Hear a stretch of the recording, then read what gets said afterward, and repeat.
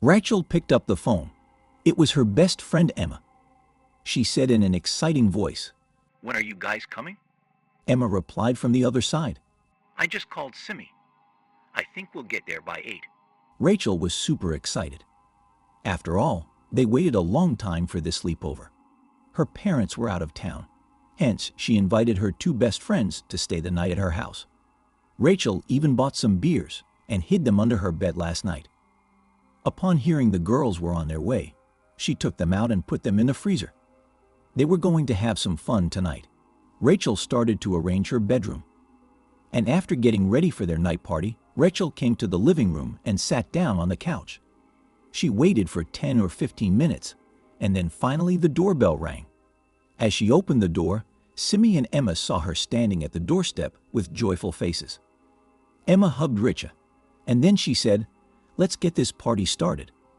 The girls went inside and locked the door. It was really cold that night, so they started the fireplace.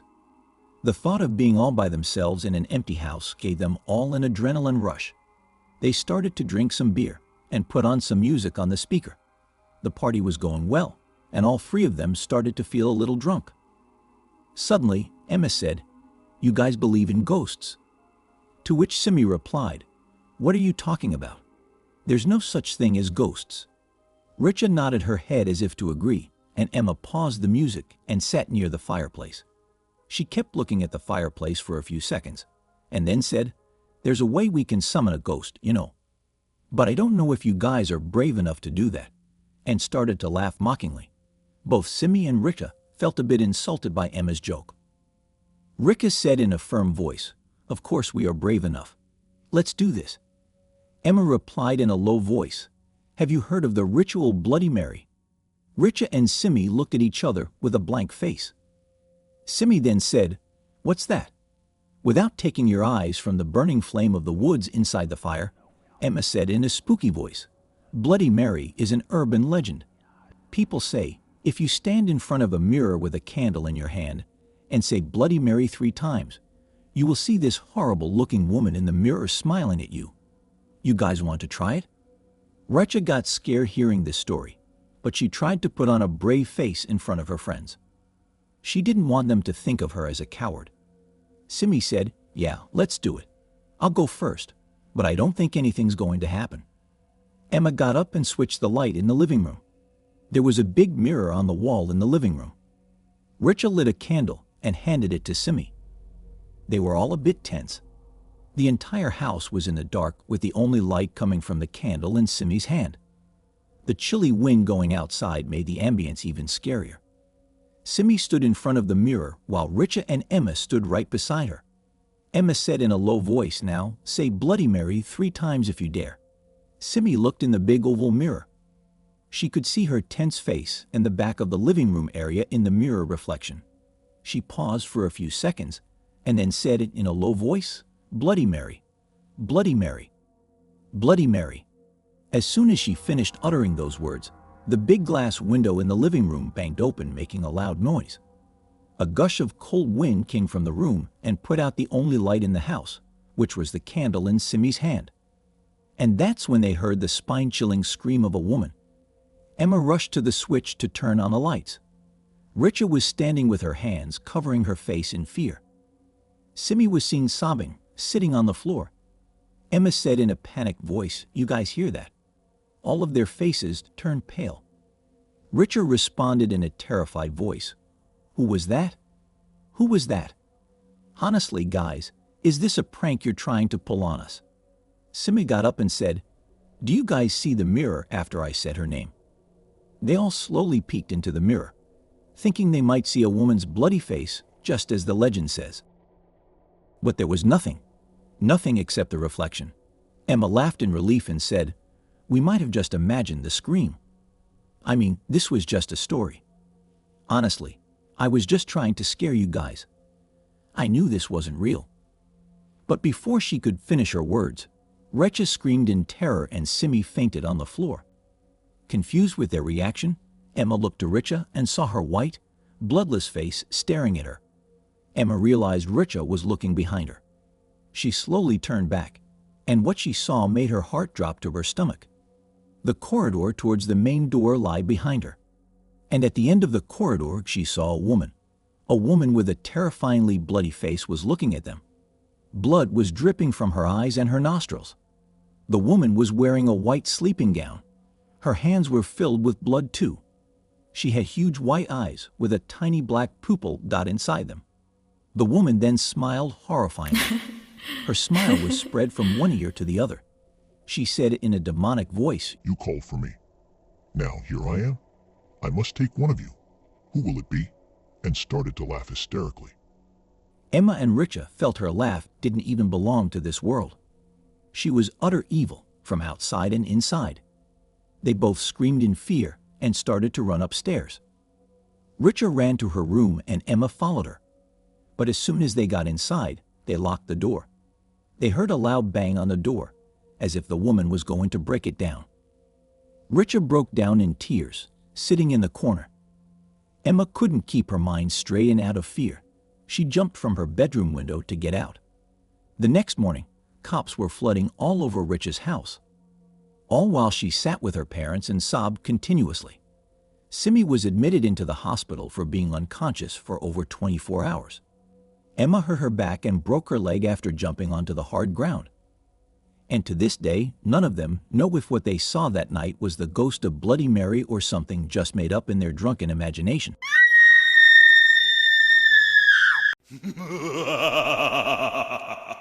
Back in 2017, I worked as a delivery driver for Uber Eats to make some extra money on the side. It wasn't a best-paying job, but it was something to help me get by my struggles as a growing adult. I was 25 years old, and I'm sure most of you know how life really sets in at that age. Anyway, I live in the suburbs of New York. Not the city, just the state, as I was never a city person, but lived near it.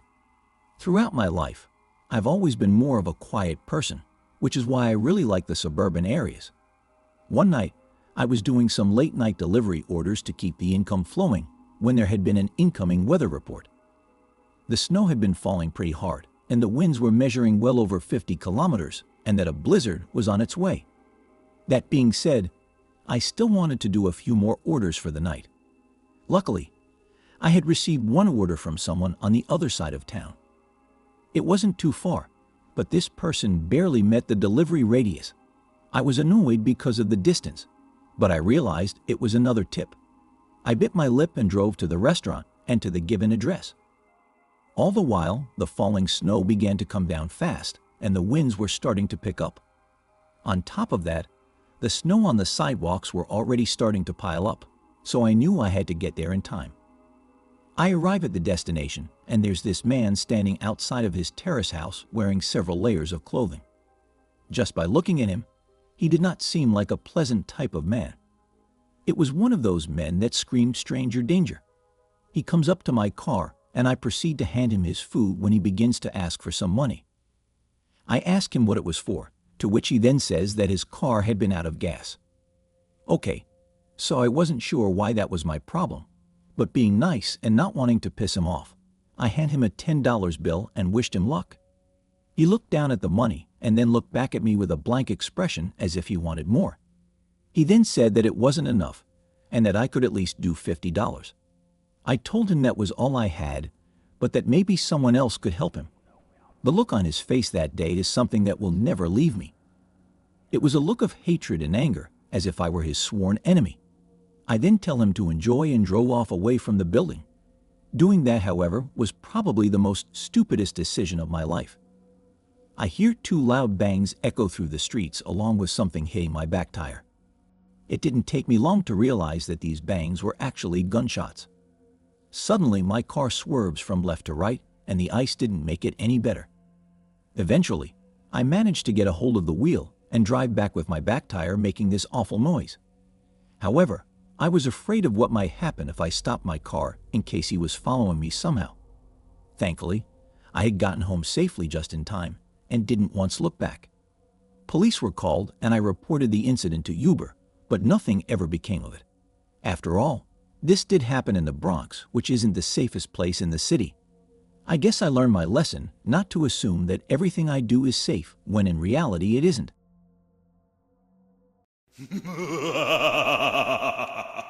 We were making our way home after seeing some family. Seems normal, right? A simple visit, if only that was the case. The visit was just the start of it. The drive home after was when it happened. Some foul nightmare followed us. We weren't to know what it was, but it certainly knew who we were. December 26, 2012. My family and I were driving down south from Preston after what had originally been such a heartwarming stay at my grandparents' over Christmas break. Don't you guys think Granny was acting a little strange? My dad suddenly blurted out. We had been sitting in the car for just over 3 hours, so it was incredibly odd for him to just come up with that out of nowhere. My mom replied with nothing more than a, I guess. Why you say that?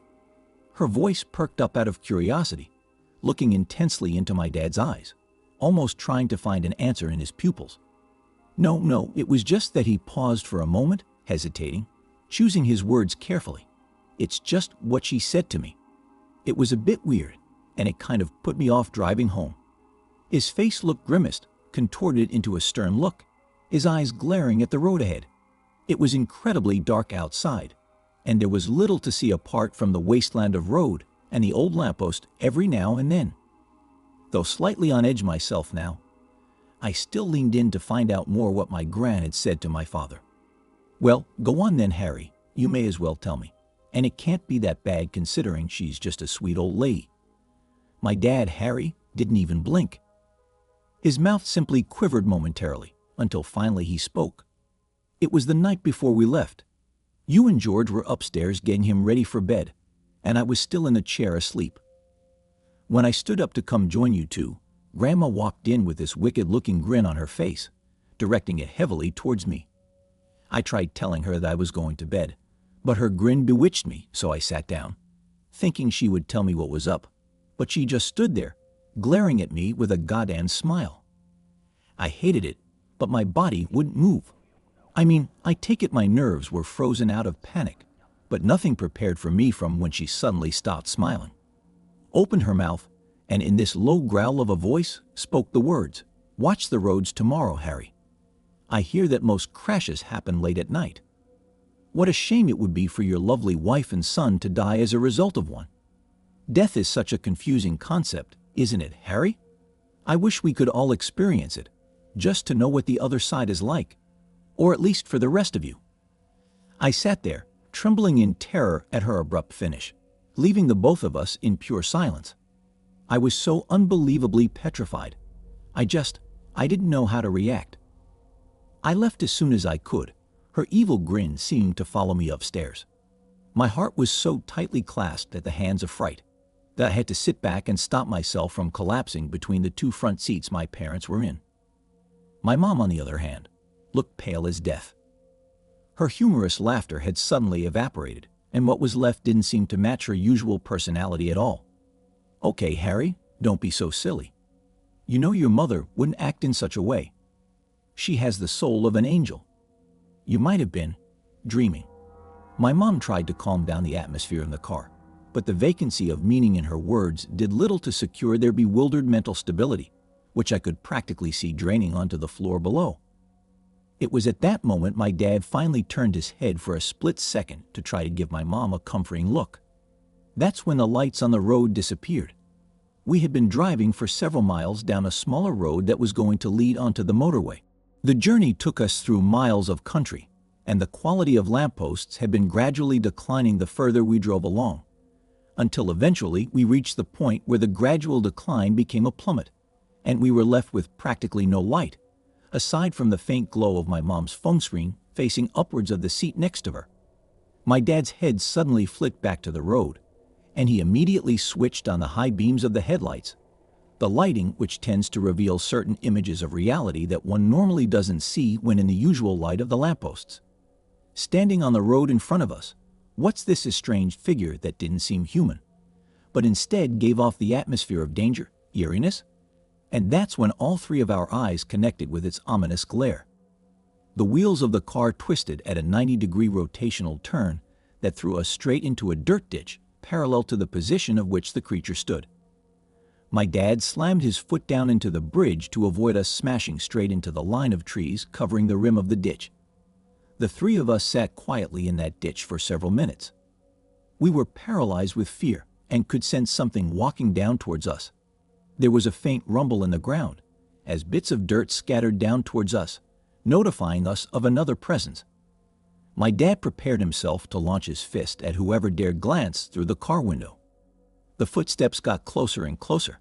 They felt like they were on top of us, scuttling about, but with a sort of motion you'd only find in some kind of warped beast not native to the earth. All three of us visibly lost all sense of ourselves in that moment. That terror engulfed each one of us in its faint, horrific grip until I eventually turned my head. Standing there, staring through my window, was a random person waving at us to get our attention. My dad slightly rolled down the window to hear him. "Hey there, you folks all right?" the man asked kind-heartedly. Our fears were subsiding. This man seemed friendly, and we stepped out shortly after explaining what happened. My dad had to ask it though. "Hey man, I have to ask you, what were you doing standing in the middle of the road in the middle of the night?" We all stared at him inquisitively as we were waiting for a tow truck to come along. "Standing in the middle of the road?" "No sir, I was driving behind you when I saw you guys suddenly swerve off into the ditch.